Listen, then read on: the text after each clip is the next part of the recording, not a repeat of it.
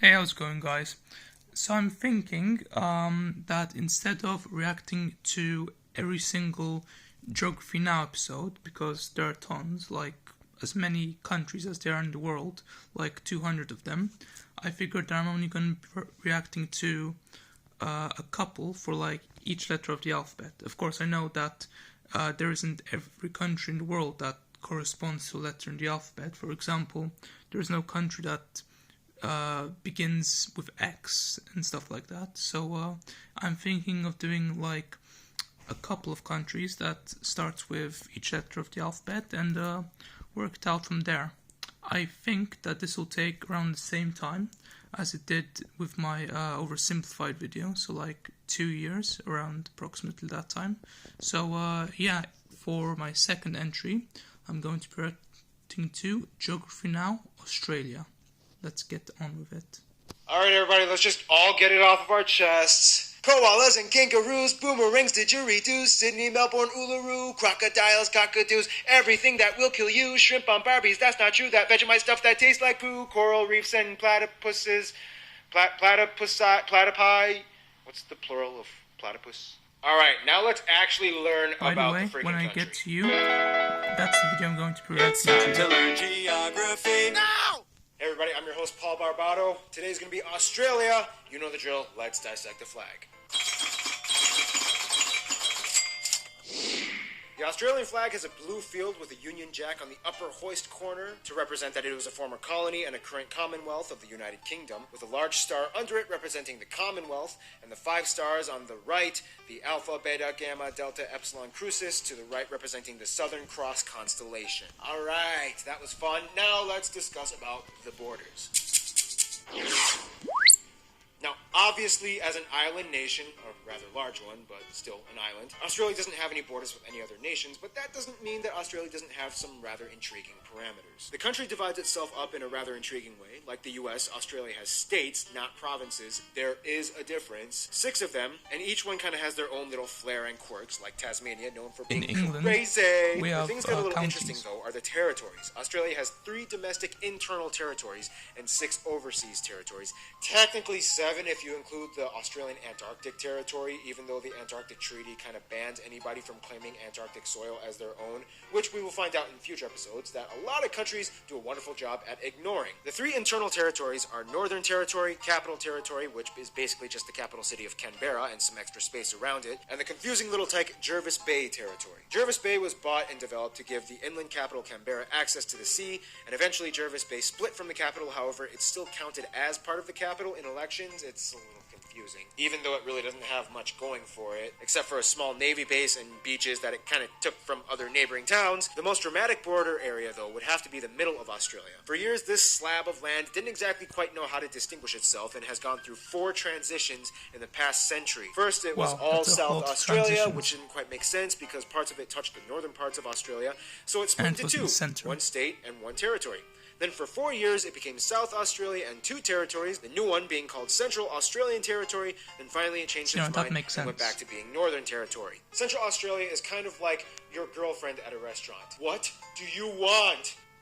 What do you want? It's not that simple! Finally, we reach the overseas territories. Although Australia has over 8,000 islands under its sovereignty, 6 of these islands operate Wow. as distinct It's almost territories, as much as some of which Indonesia. sustain themselves with permanent populations. They are Ashmore and Cartier, the Cocos or Keelings Islands, Coral Sea Islands, the Heard and McDonald Islands, and the popular holiday spot, Norfolk Island, and the pleasant Christmas Island that gets attacked by huge coconut crabs every year. I only heard Finally, like one of Australia them. is home to arguably the most micronations in the world. Places like the Principality of Wye, Rainbow Creek, the Empire of Atlantium, and more. These nations were developed by either small groups of people or a single person because they were doing things like protesting taxes and wanted to claim autonomy, or they were just kind of bored and decided to amuse themselves. But still, hey, they tried. Alright, now let's talk about the landscape, shall we?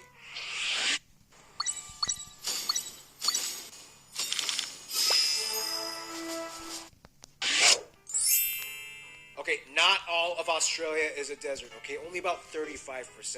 Okay, so That's besides one sizable Antarctica, chunk. Australia is the driest continent on the planet, which explains why, Pretty yes, sure 85% of the not population even lives the along United the edges of States the is country that within much 50 desert. kilometers of the coast. Nonetheless, a lot of places, specifically around the coasts, actually have very temperate and even tropical landscapes. By the north, you find tropical zones and wetlands and rainforests. By the far edges on the east and west, you can find subtropical zones with lighter forests and plains. A little bit inland, close to the interior, you find grasslands and flat stretches of semi-arid terrain. In the southeast by Sydney, you find temperate, cooler, arid land with semi-tropical, yet slightly dry areas with an abundance of trees and plants. Then, of course, you have Tasmania, which is on a completely different level of green. Then we reach the deep interior where we hit That's the why there are Great devils Deserts like there. the Great Victoria and the Great Sandy Deserts. This area is famously known as the Outback. The Outback is essentially the area of Australia with long open stretches of red and orange desert that lays out beyond the horizon with few sparse populations of people that can be found anywhere. It has a dry, Don't have rocky, your rugged car terrain that break down everybody the assumes is teeming Outback. with a variety of The poisonous insects and in-betweeners learned reptiles. that the hard and, way. well, I mean, it kind of is, but still, there's more to it than just that. Oh, and don't forget Lake Hillier, that strange lake that is mysteriously naturally pink for some strange reason that baffles scientists. Now, if there's one thing that really epitomizes Australia, it would have to be its world-renowned beaches and coasts. People flock from all over the world just to enjoy the beautiful, pristine atmosphere of a real, authentic Australian beach. Just remember to put on your sunscreen, though. Australians actually kind of have a joke where they can tell who the ignorant tourists are. It's usually the ones who think they'll be totally fine sitting out in the sun for more than 20 minutes.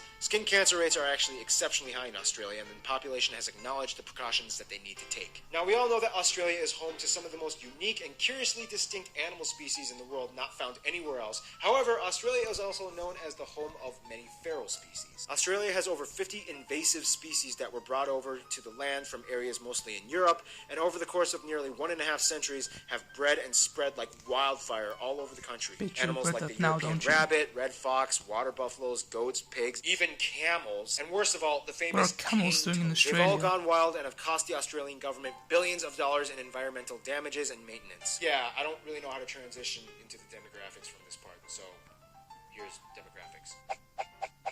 Just do it. Today, Australia has a population of about 23 million people. Now, to many outsiders, Australia is kind of known as the place where the British sent their prisoners. First of all, that's rude. Second of all, that's only, kind of half true. Yes, during the early years of Australia's colonization from the UK, droves of convicts were sent to penal colonies in Botany Bay, which Yeah, I is now learned in about present-day that in Sydney. A-level For history. 165,000 convicts, about 25,000 of which were women, were sent over the course of 80 years. Although the British weren't the first ones to discover Australia, it was actually the Dutch. As they came, they named the land New Holland and the adjacent island next door, New Zealand, after the province of Zeeland in the Netherlands. However, Which as they we'll still soon call it discover, now. the Dutch were really good at discovering places, but kind of not so good at colonizing and maintaining those places for themselves. However, most of Australia's that's why population the came from Dutch natural barely had an colonization empire. from British non-convict nationals. Some would argue that Australia was kind of like the UK's version of Operation Backup Plan in case of America goes crazy. After the American Which it Revolution, did. the UK tried to compensate for lost colonies by re-establishing new Another ones, thing and I learned Australia about was in hot A-level on the history. list. About 85% of the population is European. Asians make up the next largest minority of about 12%,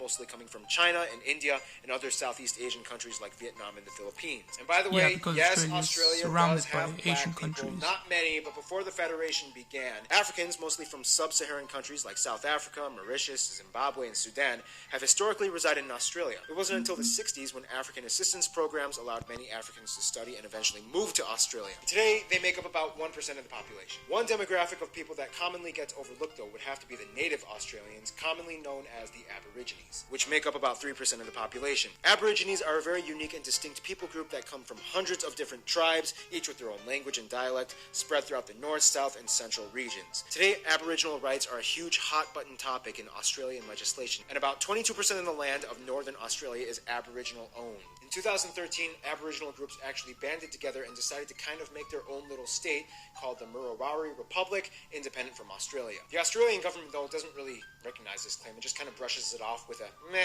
as long as you don't cause a civil war attitude. Well, as you can see, a lot of people have come to live in Australia, but now let's see how Australia interacts with the rest of the world. Australia is, let's just put it very simply, a very popular country. If this was high school, Australia would be on the top of the social ladder, hands down. Everybody knows something about Australia. When it comes to friends, though, Australia not only goes for the cool kids, but also the strategic ones. Of course, Australia gets along with many of its Asian neighbor nations, specifically China and India, as large numbers of people from those nations live in Australia, and they do great business with them as well. Australia gets along pretty well with the islands of Oceania, except Fiji. In 2006, Australia refused to back up a military coup that overthrew the government in Fiji, and since Well, then, I think that's reasonable. things have been a little weird between the two countries. I mean, in why would you terms of their support best military friends, coup? though, of course, New Zealand would have to rank in the top level, and they are basically Unless like you're siblings that share a very anti-democratic. similar culture, language, Australia and is not. histories as former colonies. Whereas the UK also has a high priority on Australia's entourage, as they make up the largest demographic of people ethnically and as migrants in the country. But finally, we reach the USA. The USA and Australia kind of have a little crush on each other. Australia is always there to back up the US in times when allies are necessary, and the US, well, I mean, we Americans, we just love Australians. We love their accents, we love their culture. They love we everyone their that supports them. accents, we love their spunky And Australia Australian attitude, is one and we such love country their that sexy, supports them. sexy accents. Almost any Australian that comes to the US is immediately loved and welcome, even if they are slightly sociopathic. One sentence with that accent and we are smitten. We love you, Australia. Yeah, I mean, in just look at Hugh conclusion, Jackman. Australia is just everybody loves Australia. Who doesn't love Hugh Jackman? Stay tuned. Austria is coming up next. So anyway, guys, that is for this video. I really wanted to do a reaction to this video in particular for many reasons. One, because I actually have some friends that live in Australia, with their parents, of course. Also, Australia hosted like 3 Olympic Games. The HelloFresh delivery. one in Easy. Melbourne in 1956, the one in Sydney in 2000, and then again in 2032 when that comes around. And I'm hoping to attend that one when the time comes. So anyway, guys, if you like this video, then like, comment and subscribe. Bye, guys.